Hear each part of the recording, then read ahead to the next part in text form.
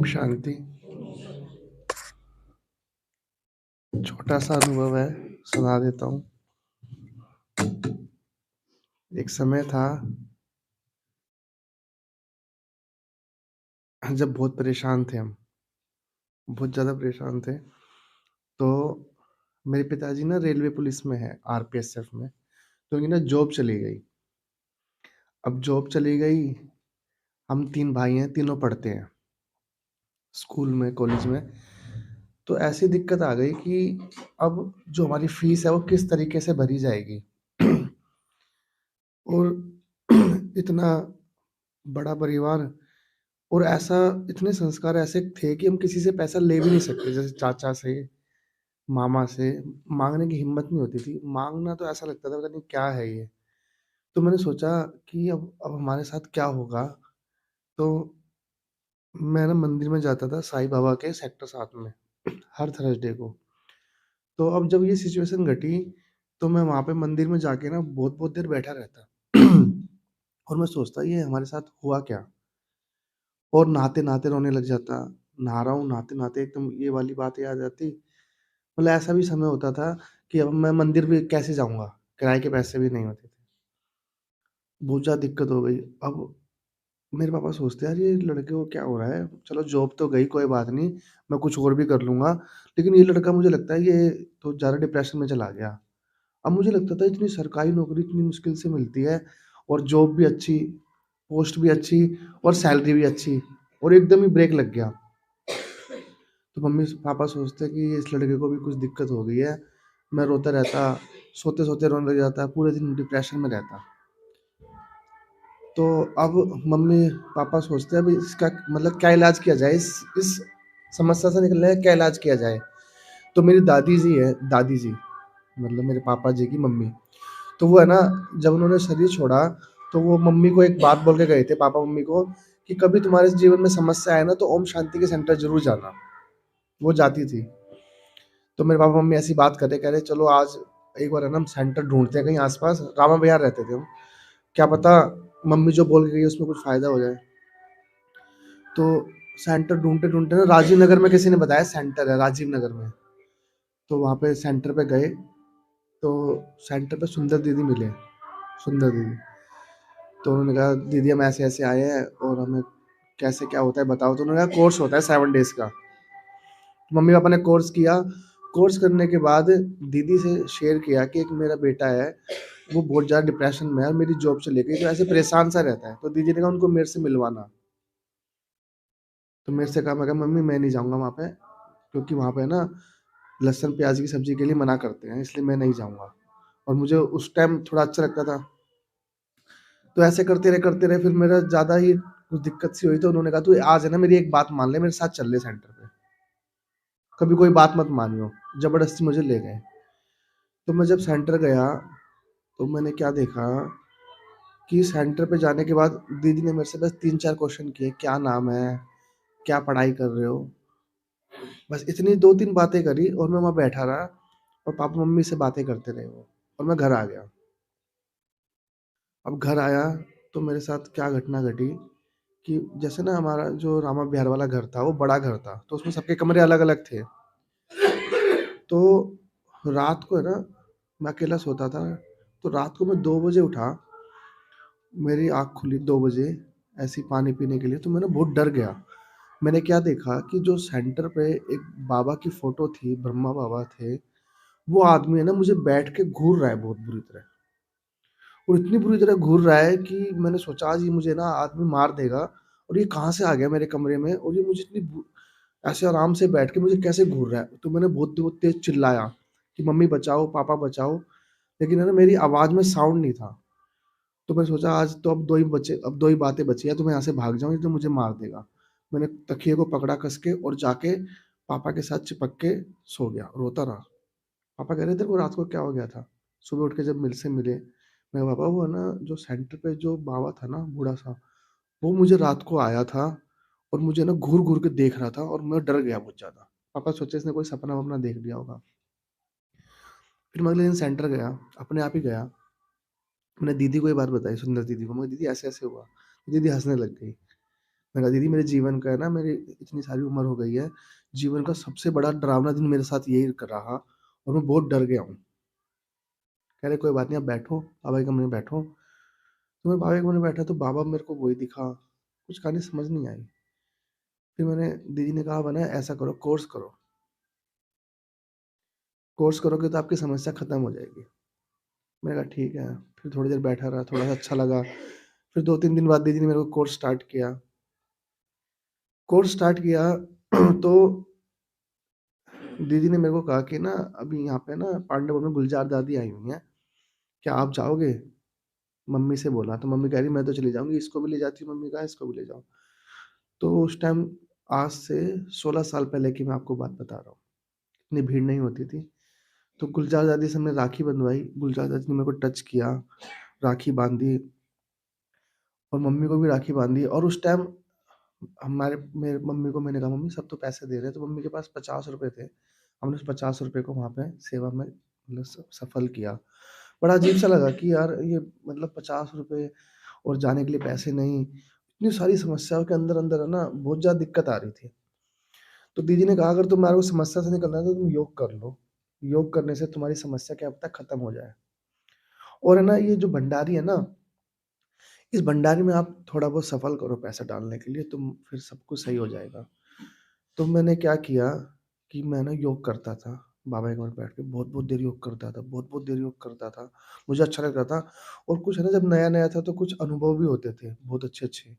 जैसे मैं घूम रहा हूँ, वतन में घूम रहा हूँ, ऐसे-ऐसे करके बहुत अच्छे-अच्छे अनुभव होते थे। तो मैं ल बैठा रहता था, सेवा करते रहता था।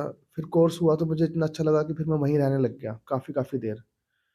और फिर मैं दीदी ने कहा कि ना 1 डेढ़ 2 महीने बाद ही कोई शिविर वगैरह था, तो दीदी ने कहा कि आप मधुबन जाओगे? मैंने कहा, "हाँ दीदी मैं मधुबन जाऊँगा लेकिन मेरे पास तो पैसे नहीं है।" दीदी ने कहा, "तो कोई बात नहीं आप चले जाओ, पैसे की कोई बात नहीं आप चले जाओ।" मेरे को दीदी ने अपने खर्चे पे मधुबन भेजा। उस टाइम मेरे पास पैसे नहीं थे। तो मधुबन में मैं गया, वहाँ पे जाके मेरे को तो ऐसा जैसे दुनिया में पता नहीं कोई साक्षात्कार होता है, ऐसी मेरे को दुनिया लगी और मैं बहुत रोया वहाँ पे आते समय। कि हे भगवान! मुझे इतनी अच्छी दुनिया में तू लेके आया, मुझे वापसी घर जाना पड़ रहा है, ये तो बहुत मतलब आपको अचंभव लगेगा मैं वहाँ पे जो तपस्या धाम के पास जो पेड़ थे, उस पेड़ को पकड़-पकड़ के मैंने बहुत वो किया कि मैं क्यों वापिस जा रहा हूँ। इस दुनिया में आके ऐसी दुनिया तो मैंने ज़िंदगी में कोई देखी थी। मैं आया दीदी को मैंने बहुत अच्छा अनुभव सुनाया, मैं दीदी मैं तो मज़ा आ गया, अब मुझे दोबारा भेज देना। कह रही ठीक है, आप 2-4 महीने बाद फिर दोबारा चले जाना। तो देखो आज सब कुछ सही हो गया, जॉब भी लग गई, हम तीनों भाइयों का काम हो गया। तो मैं कल ऐसे ही सोच रहा था कि मैं आज इतना जो सब कुछ हमारे साथ हुआ, आज मैंने एक शोरूम खोला था पहले छोटा-सा, फिर उसको बड़ा किया, फिर दूसरा खोल दिया, फिर तीसरा खोल दिया। हिंदुस्तान के अंदर मेरा नाम हो गया। क्रिकेट मैच के अंदर मुझे बुलाया गया कि आप आइए टॉस कीजिए। मैंने एक भी पढ़ाई-लिखाई के समय मेरे को एक भी ट्रॉफ़ी नहीं मिली। आज मेरे पास 27 ट्रॉफ़ियाँ हैं, जो कंपनी से मिली हैं। मतलब सेल अच्छी करने पे जो कंपनी ने मुझे दी है। मेडल्स दिए हैं, इनाम दिए हैं, बहुत कुछ दिया। तो मैं सोच रहा था कि ये सब मेरे पास कैसे आया? तो मेरे को ना एक भाई ने मधुबन में वो क्या कर रहा था, पांडा वन में ना जेब में से पैसे निकाल-निकाल के ना भंडारी में डाले जा रहा था। एक बड़ी-सी भंडारी रखी थी पांडा भवन में, बाबा रूम के अंदर। तो मैंने कहा भाई ये ऐसे ही मैं उसको देखता रहा, हँसता रहा, काफ़ी लाखों रुपए डाल दिए उसने, 1 मिनट के अंदर-अंदर। तो मेरे को आया बाहर, कह रहा भाई आप क्या देख रहे थे? मैंने कहा कुछ नहीं बस देख रहा था कि दिल कितना बड़ा है। कह रहा भाई एक चीज़ ध्यान रखना जीवन के अंदर, अगर अमीर होना है तो अमीर, कि जब वो हमें देते समय नहीं सोचता और ना गिनता, तो हम उसको देते समय क्यों गिने? क्यों सोचे? तो वो बात ना मेरे दिमाग में फिट हो गई। मगर यार ये बात तो उसने बड़े की। तो मैंने ना क्या किया, अब मैं बनिया हूँ, तो बनिया क्या करता है ना ऐसी बातें अमीर होने वाली बातें कैच कर लेता है कि अमीर कैसे हुआ जाए। तो मैंने भी क्या किया फिर मैं भी जब गया ना तो मैंने भी ऐसे करके डाला। मैंने देखा डालते ही मतलब 1 दिन बाद, 2 दिन बाद, 10 दिन बाद मेरे अंदर कुछ प्रोग्रेस हुई, पैसों के मामले में। एक शोरूम और खुल गया मेरा, उस पे एक इतना सा करने पे ही। मैंने कहा यार ये तो बड़ा अच्छा फ़ॉर्मूला मिल गया मेरे को। बचपन में ना मैं एक एक नाटक देखता था छोटा-सा, अलिफ लैला आता था, अलिफ लैला कॉलेज ऐसा कुछ। तो उसमें ना एक एक गुफ़ा होती थी, उसको 3 बार बोलना पड़ता था, खुल जा सिम सिम। 3 बार बोलते ना गुफ़ा खुलती थी, उसमें खजाना होता था। सोने-चांदी की ज़ेवरात जितने मर्ज़ी ले लो। अब मुझे वो वाला फ़ॉर्मूला पता लग गया, तो मैं क्या करता, मैं रोज़ भंडारी में पैसे डालता रहता, रोज़ डालता। वो मैं उसको डालता, वो मुझे डालता, उसको डबल करके। मैं इधर डालता, वो मेरे को दोबारा डालता भाई, वो मेरे पीछे, मैं उसके पीछे। अब फ़ॉर्मूला तो अच्छा था। तो मैं आपको बताना चाह रहा हूँ कि आज जो 3 शोरूम खुले या आज करोड़ों रुपए का टर्नओवर, देखो जॉब लगी, सब कुछ हुआ, प्रमोशन हुआ पापा का, हम तीनों भाइयों का भी सब कुछ हो गया, हम तीनों भाई एक हैं। 3 शोरूम चले गए, तीनों शोरूमों में मैं आज काफ़ी अच्छा एक एम्पायर जिसे कहते हैं ना, बिज़नेस एम्पायर, सब अपनी कहानियाँ सुनाते हैं, अनिल अंबानी, मुकेश अंबानी, सब कुछ सुनाते हैं, तो वो कैसे कैसे पेट्रोल पंप पे हम पेट्रोल भरते थे, अनिल अंबानी, और आज इतना बड़ा एक रिलायंस इंडस्ट्री उन्होंने खड़ी कर दी। तो मैं भी सोच रहा था कि ये सब कुछ कैसे हुआ कि देखो, एक तो बाबा का साथ, सबसे बड़ी बात, बाबा का साथ, दूसरा योग, तपस्या, तीसरा ये भंडारी है ना, जो इस भंडारी ने मुझे अमीर होने में बहुत सहयोग किया। ये कहने के लिए भंडारी है, मेरा अनुभव है कि इसमें आप अगर ₹1 भी डालते हो ना, तो उसका 4 गुना होके आपको मिलेगा, और इसी जन्म में मिलेगा, सतयुग में तो आपको उसका एक कहते हैं ना इंटरेस्ट, ब्याज मिलेगा। मधुबन है या ये भंडारी, इसमें रोज़ डालो, और दिल से जो आवाज़ आए ना, एक मेरे दोस्त ने एक बात और बताई कि इतना जब मधुबन तुम जाते हो ना, इतना पैसा डाल दो कि तुम्हारा वो महीना है ना, बहुत मुश्किल से कटे, मतलब जैसे कि व्यवस्था इधर-उधर हो जाए। जैसे शादी होती है तो सब डगमगा जाते हैं ना, भाई शादी में ज़्यादा खर्चा हो गया, अब मेरे 1-2 महीने के लिए ना थोड़ी 4-5 महीने कटौती करनी पड़ेगी। कह रहे इतना डाल दो कि तुम्हारा वो महीना कटौती से कटे, इतना डाल दो, फिर देखो वो रिटर्न कैसे करेगा। दूसरी बात, जैसे अब मैं यहाँ पे हूँ, दरवाजे के पास कोई मेरी बातें कर रहा है, मेरी बातें कर रहा है और मेरी तारीफ़ कर रहा है, और मैं सुन रहा हूँ। उसको लग रहा है कि मैं नहीं सुन रहा, लेकिन वो मेरी बातें कर रहा है, अतुल भाई ऐसे है, ऐसे-ऐसे है। तो मुझे गुड फीलिंग होगी और अच्छा लगेगा। दूसरा, जो मेरी बातें कर रहा है, उसके बारे में भी मेरे अच्छे-अच्छे ख़्याल चलेंगे। दूसरी बात मैं कहना चाह रहा हूँ, जैसे बाबा है ना, उसका हर चीज़ में शुक्रिया अदा करो।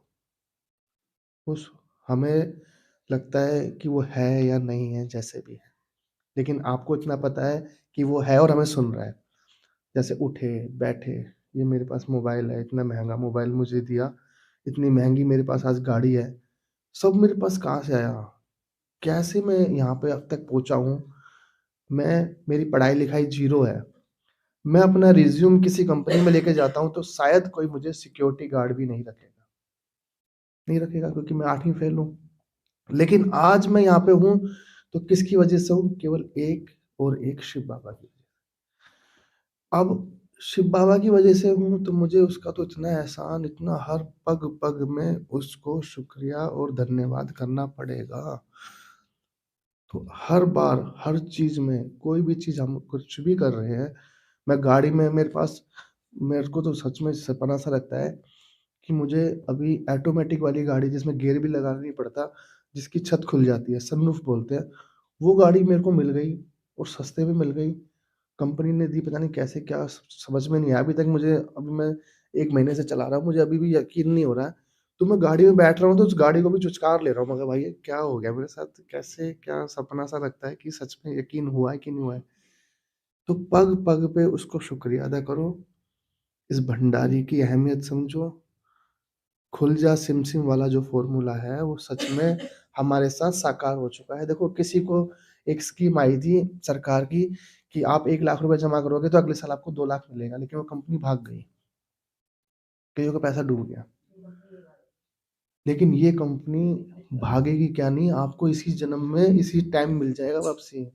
ये फ़ॉर्मूला मुझे पता लगा है, मैंने इसको अनुभव किया और इसने मुझे करके दिखाया, तो मैं आपको ये फ़ॉर्मूला बताता हूँ, अमूल्य है। करके देखो, आज से करके देखो, आज से ही करके देखना। आज जो भी कुछ है, बाबा ने जो मेरे को दिया, जो मेरे को बताया, मैंने उसके हिसाब से करा, करने की कोशिश करी, थोड़ा लड़खड़ाया, चला-फला सब कुछ हुआ, लेकिन आज सब कुछ सेट हो गया है मामला। ठीक है? ओम शांति।